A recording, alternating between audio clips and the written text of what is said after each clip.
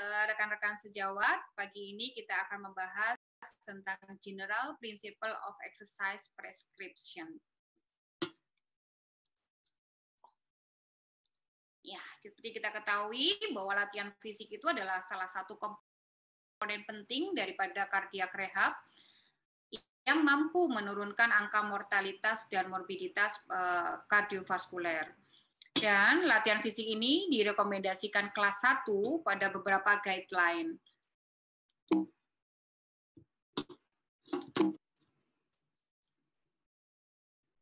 Pada guideline terbaru ESC tahun 2020 dikatakan bahwa pada pasien dengan cardiovascular disease ternyata latihan fisik ini harus ditingkatkan untuk mendapatkan peningkatan ketahanan kardiovaskuler, kekuatan otot, komposisi tubuh, kelenturan, dan koordinasi. Itu sebagai dokter kita harus mampu melakukan stratifikasi resiko, kemudian melakukan terapi obat, melibatkan pasien dalam peresepan latihan fisik ini. Seperti kita ketahui, tadi guideline sudah menganjurkan untuk kita beraktivitas fisik dengan pada pasien dengan cardiovascular disease. Tetapi bagaimana dengan penelitian-penelitian di luar? Latihan fisik ini memiliki manfaat yang baik, terutama meningkatkan kesehatan fisik, menurunkan penyebab kematian, serta major adverse cardiovascular event pada pasien cardiovascular disease. Kemudian juga menurunkan rawat inap, meningkatkan kualitas hidup, dan pada pasien usia tua dengan cardiovascular disease ternyata juga memiliki manfaat saat kita memberikan latihan fisik. Sayangnya hanya 14-35% pasien yang memenuhi syarat dirujuk untuk mendapatkan program cardiac rehab. Tentunya ini ada beberapa faktor yang menyebabkan kurangnya latihan fisik ini, yaitu pada pelayanan kesehatan mungkin mereka tidak mengetahui manfaat daripada latihan fisik ini, ataupun pada sistem kesehatan tidak tersedia fasilitas dan tidak tercover oleh asuransi. Sedangkan pada pasien terjadi kendala biaya, kemudian lokasi rumah yang jauh, ataupun pekerjaan mereka yang tidak memiliki waktu untuk melakukan olahraga. Sedangkan olahraga sendiri ini memiliki efek yang cukup bagus pada kardiorespiratori dan otot. Ya, pada paru sendiri terjadi peningkatan ventilasi, peningkatan blood flow dan blood distribusi. Sedangkan pada otot ini terjadi distribusi pada cardiac output-nya. Sedangkan pada pembuluh darah ini memiliki efek kardioprotektif ya, selama latihan yang kita lakukan jangka panjang dapat meningkatkan aliran darah koroner, dapat meningkatkan mengurangi agregasi trombosit dan meningkatkan fibrinolisis. Kemudian pada jantung sendiri juga terjadi beberapa perbaikan ataupun adaptasi, yaitu ada penurunan heart rate-nya, kemudian peningkatan fungsional capacity, kemudian perubahan dimensi daripada ruang jantungnya, dan peningkatan daripada cardiac output. Nah, kita sudah bahas nih, apa itu latihan fisik.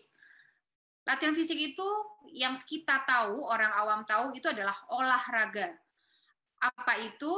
Itu adalah pergerakan tubuh yang terencana, terstruktur, dan repetitif untuk meningkatkan atau menjaga salah satu atau lebih komponen kebugaran tubuh, yaitu otot, motorik, morfologi, kardiorespiratori, dan metabolik. Untuk melakukan latihan fisik pada pasien dengan cardiovascular disease, ini bersifat individual, karena kita harus berdasarkan penilaian yang spesifik, termasuk stratifikasi resiko, dan ambang simptomnya berdasarkan kita melakukan uji latih. Awal yang harus kita lakukan saat kita mau melakukan peresepan pada pasien kardiovaskular, kita harus mengevaluasi klinisnya dan melakukan stratifikasi resikonya.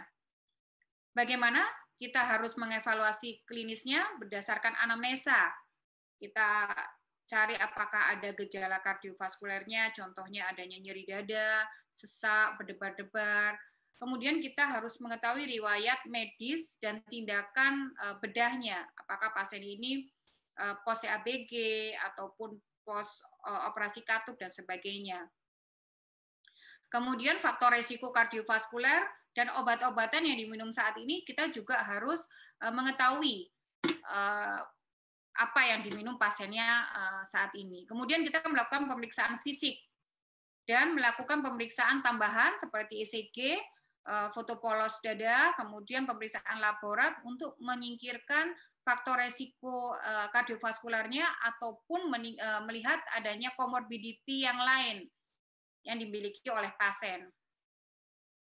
Kemudian kita melakukan ekokardiografi, dan yang paling penting di sini sebelum kita melakukan aktivitas olahraga, kita harus melakukan uji latih jantung untuk menilai kapasitas fungsional. Baik dengan maksimal test ataupun dengan submaksimal test seperti dengan melakukan 6-minute walking test ataupun dengan exercise stress test dengan treadmill ataupun ergo. Kemudian kita juga boleh menggunakan cardiopulmonary exercise testing bila memang ada disediakan fasilitasnya.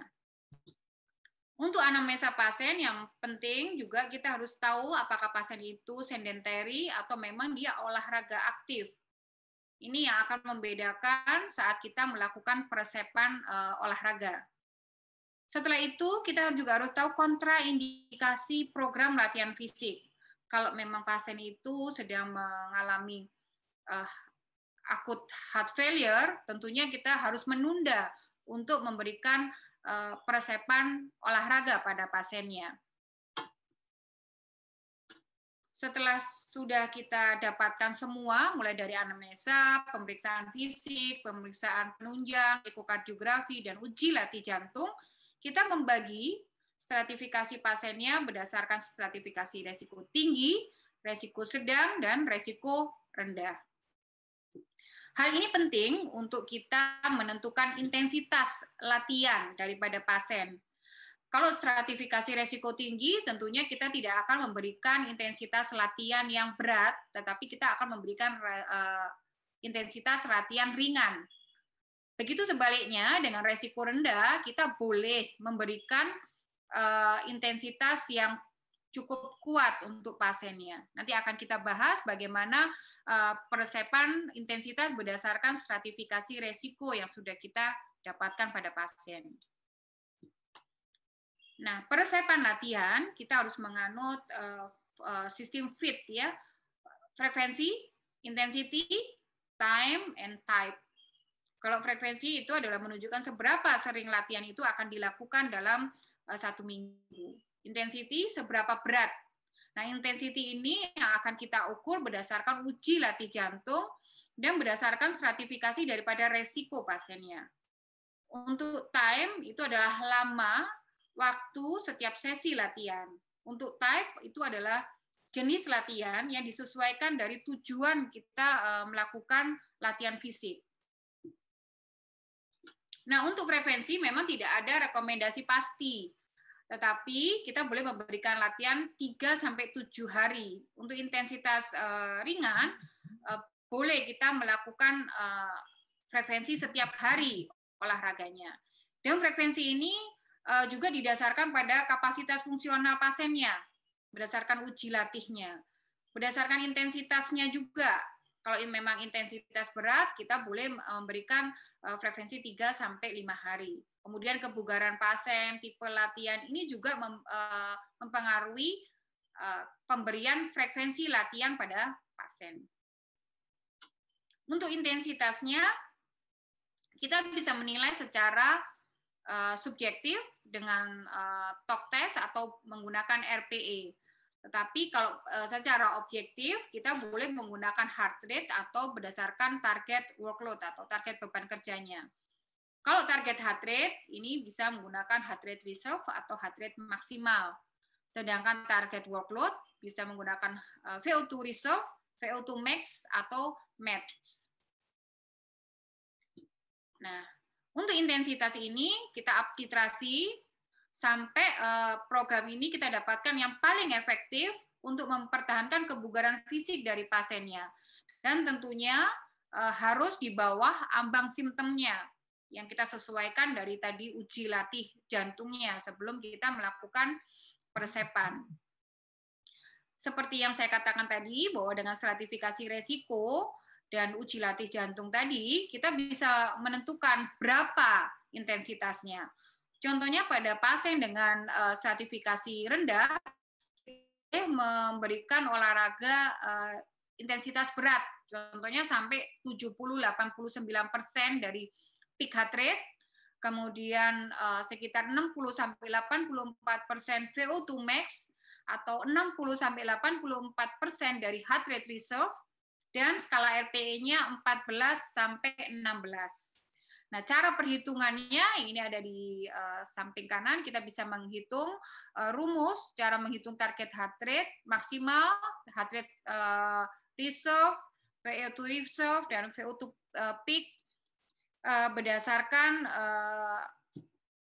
kriteria yang kita inginkan. Kita mau menggunakan kriteria heart rate, kita menggunakan kriteria workload, ataupun berdasarkan secara subjektif menggunakan RPE maupun talk test. Untuk waktu kita bagi menjadi 3, fase pemanasan dan pendinginan, ini dilakukan sebelum dan sesudah latihan. Kemudian fase conditioning atau fase inti, biasanya kita berikan 20-60 menit per sesi. Minimal 20 menit untuk meningkatkan kebugaran kardiovaskuler. Tetapi pada pasien dengan resiko tinggi, kita boleh memulai dari 5-10 menit dulu, kemudian di-up titrasi sesuai dengan toleransi daripada pasien. Untuk jenis latihan, ini juga disesuaikan dengan program latihan yang akan kita berikan, kemudian ketertarikan, kemampuan, dan keterbatasan fisik daripada pasien. Untuk pemilihan tipe latihan, ini berdasarkan prinsip spesifitas, yaitu manfaat latihan spesifik daripada tipe latihan. Contohnya, kalau kita melakukan latihan aerobik atau endurance, ini yang diharapkan adalah peningkatan daripada ketahanan kardiovaskulernya dengan gerakan ritmis dan menggunakan otot-otot yang besar, contohnya pada jalan cepat, treadmill, dengan ergometer, berenang, mendayung.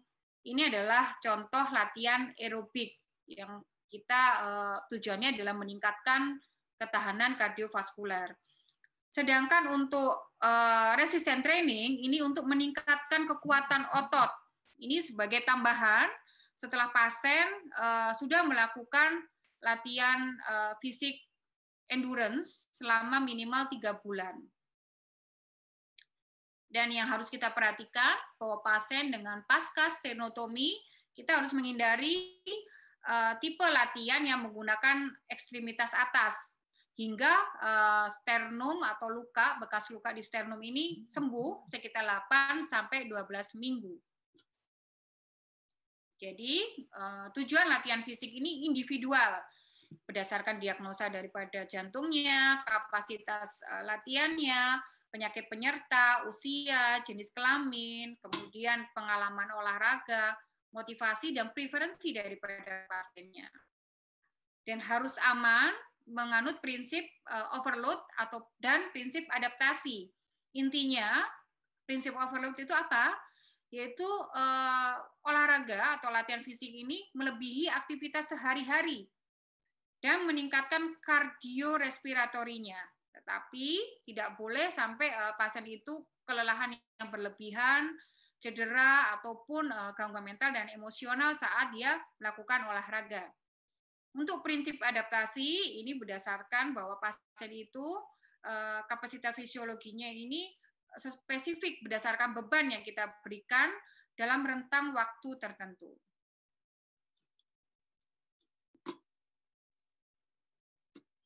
Nah, ini kita bisa menggambarkan komponen daripada latihan fisik ataupun olahraga. Mulai dari pemanasan 5-10 menit, kemudian kita masuk ke conditioning, yaitu sekitar 2-60 menit, kemudian kembali lagi kepada fase pendinginan 5-10 menit. Fase pemanasan ini diharapkan kita meningkatkan beban jantungnya itu secara bertahap. Ya, ini kita tentu tahu pasien dengan penyakit kardiovaskuler ini tentu harus berhati-hati karena kita harus menghindari resiko terjadinya aritmia, terjadinya angina dan cedera, terutama pada pasien-pasien usia tua ya karena keseimbangannya berbeda dengan pasien yang sehat. Untuk latihan inti ini bisa menggunakan aerobik, resistance atau flexibility dan neuromotor. Untuk fase pendinginan ini diharapkan terjadi pemulihan heart rate dan blood pressure secara bertahap. Pada panduan PERKI pada rehabilitasi kali ini dijelaskan secara mudah, kita bisa memberikan peresepan pada pasien post SKA ataupun pada pasien post PCI dan pada pasien dengan angina stabil. Ini kita bisa menggunakan intensitas sekitar 70-80% heart rate maksimalnya. Kemudian kita berikan ISDN sebelum pasien itu melakukan olahraga. Dan kita juga boleh memberikan tambahan resisten training. Nanti akan dijelaskan oleh pembicara selanjutnya untuk pasien dengan post PCI ya. Untuk pasien yang gagal jantung, ini juga harus intensitasnya rendah dulu, kemudian kita uptitrasi sampai pasien itu mengalami perbaikan dan improvement ya daripada kondisi jantungnya, baru kita sesuaikan. Kemudian untuk penyakit arteri perifer, yang penting di sini kita harus memberikan intensitas yang ditujukan bahwa sampai terjadi claudicatio ringan, sampai terjadi nyeri, dipertahankan 3-5 menit, kemudian kita istirahat, lanjut lagi. Ini diharapkan dengan melakukan aktivitas olahraga seperti ini, akan meningkatkan aliran darah perifer ini terjadi sirkulasi pembuluh darah yang kolateral, pembuluh darah kolateral. Yang terakhir, kita harus melakukan pengawasan dan evaluasi pada program latihan fisik, yaitu dengan cara supervisi secara langsung, ataupun dengan menggunakan telemetri, ya, menggunakan alat monitor yang kita taruh di gym atau tempat olahraga, sehingga kita bisa memonitor pasien secara detail. Dan untuk pasien yang resiko tinggi, kita harus lebih intens untuk melakukan pengawasan ya, sampai bisa 18-36 sesi masih dalam pengawasan. Dan selama pengawasan ini kita harus siap untuk kegawat daruratan, untuk resusitasi oleh tenaga-tenaga yang tentunya harus terlatih, ya, yang disupervisi oleh tenaga-tenaga medis yang terlatih.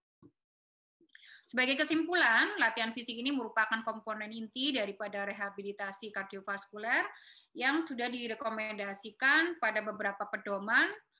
Yang diharapkan latihan fisik ini dapat meningkatkan kualitas hidup, kapasitas fungsional, dan menurunkan mortalitas dan morbiditas pada pasien kardiovaskuler.